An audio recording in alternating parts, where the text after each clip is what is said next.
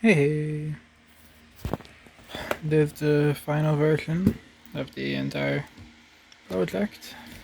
So, you got your Raspberry Pi just sitting on the outside because I can't fit it in, plus also it's easier to keep it out for wiring.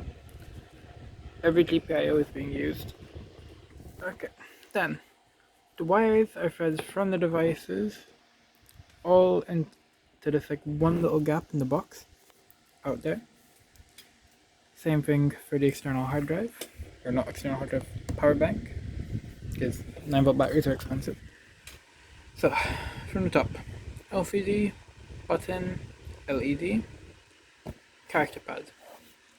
Then there's like a thing for a pulley, the box in general, and then your needle bed. This is the needle bed on the inside, it's removable. The whole goal of this program is basically to move these up and down. That's what a knitting machine works. It's like how it works basically. Just by moving these up and down and feeding new yarn into it. That I did not manage to do because the material I used is a bit too weak. But patience. So, on the inside of the box, you have one little clip and the stepper motor. That stepper motor drives this pulley. You have another one on the other end. That pulley moves this thing. This thing is a cam. Essentially, right? The needle, like this little bit here,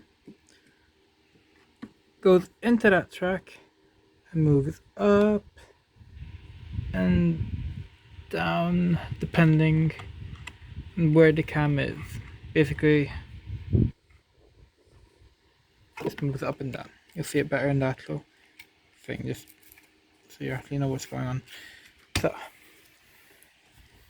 this is what would be hypothetically feeding the yarn into the needles. It's not working properly though because the material is too weak for everything.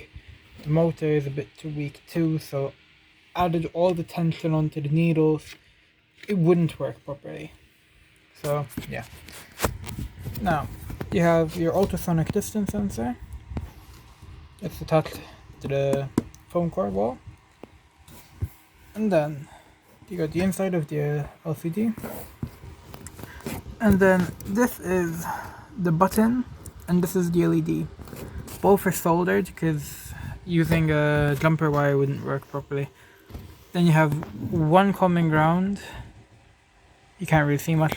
And that is the buzzer that plays all the sound and stuff. And yeah. So we start. That just slides in. Let me make a little compartment for it. This goes back. Now,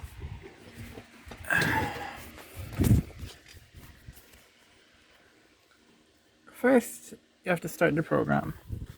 So F5, this one. Beep. The LED flashes on and you have a sliding menu.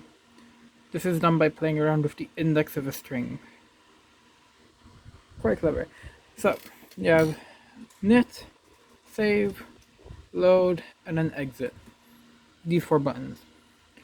So, first let's say you already saved something. The save feature, the way it works, is you have this txt file called saves.txt. And you see this format, like number dash, number dash, number dash, number dash. It's actually right, the program, when you do load, or even save, it checks that document and splits everything into a list. So one item would be 4, then the other one that. You get the point. It splits them by that line separator. So you choose here the thing you want to load. If you do something like weird like D0 or something like that,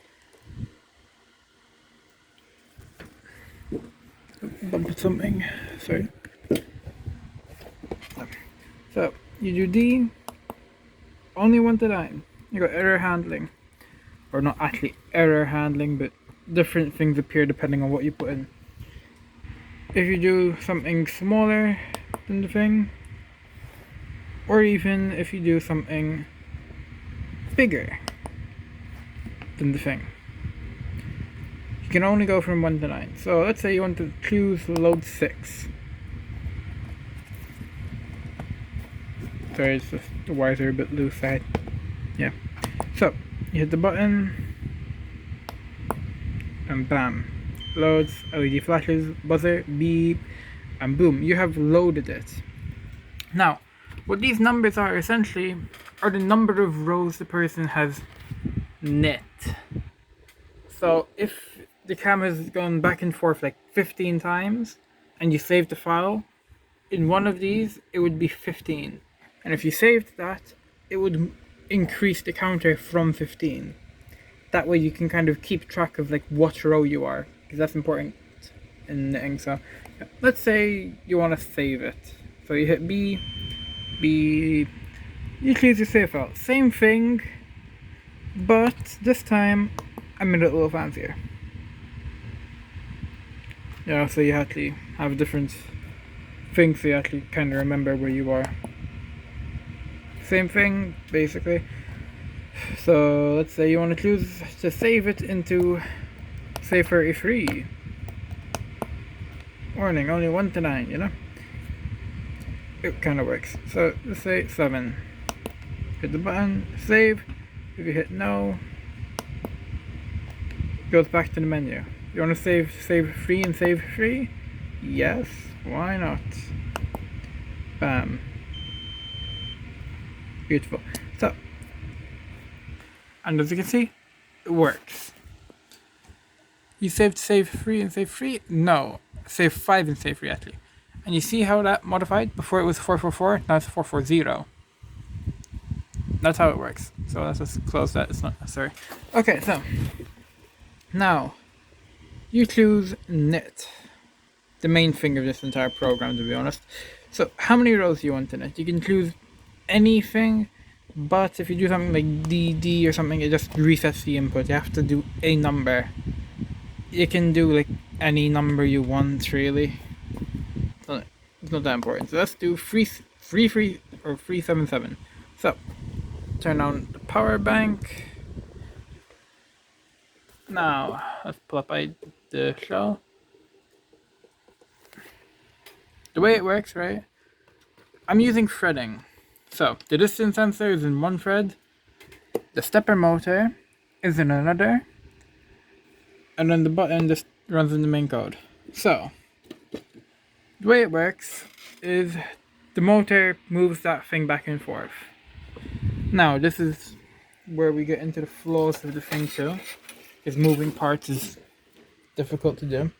So as you see, it raises the needles, right? You have to be careful because it's applying a lot of force. And so sometimes it might not work because the needles kind of like pop out because so much force is being used to lift the needles to, yeah, it can kind of be complicated. But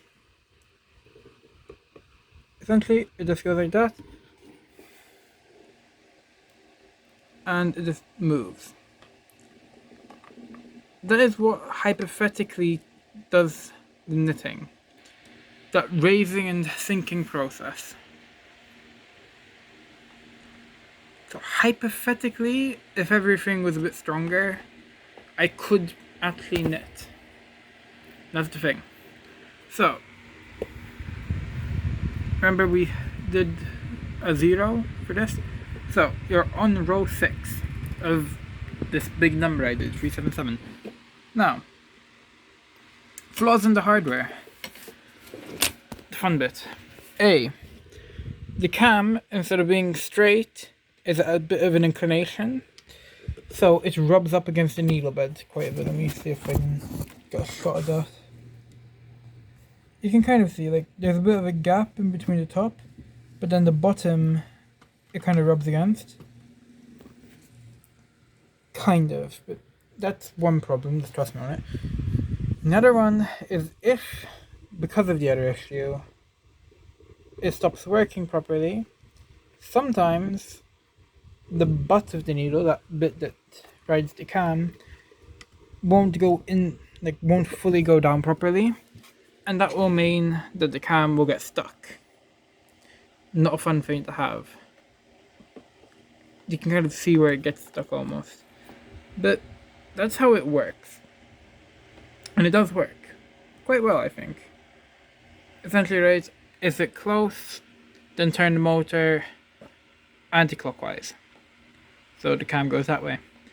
Is it far away, then turn it clockwise, so then it goes back. The logic is simple, in actuality it was quite difficult, but patience. And that's basically it for the thing. So you just hold your button and you can stop it prematurely anyway. So you hold the button to stop it prematurely. And you can kind of see like how it's going. Like it senses the distance, close, and it turns the motor and everything.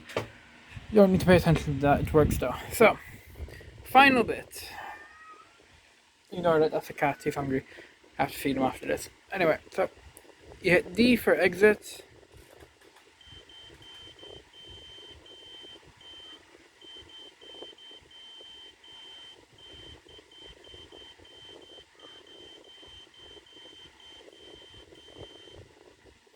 I don't know if you guys actually got the hint, but I was trying to do Never Gonna Give You Up using a buzzer. It didn't work because a buzzer only has one pick. But I mean, really, it's just a tune to say goodbye, so it doesn't have to be accurate. In fact, it's probably better so I don't get copyright strikes. But anyway, so that's it.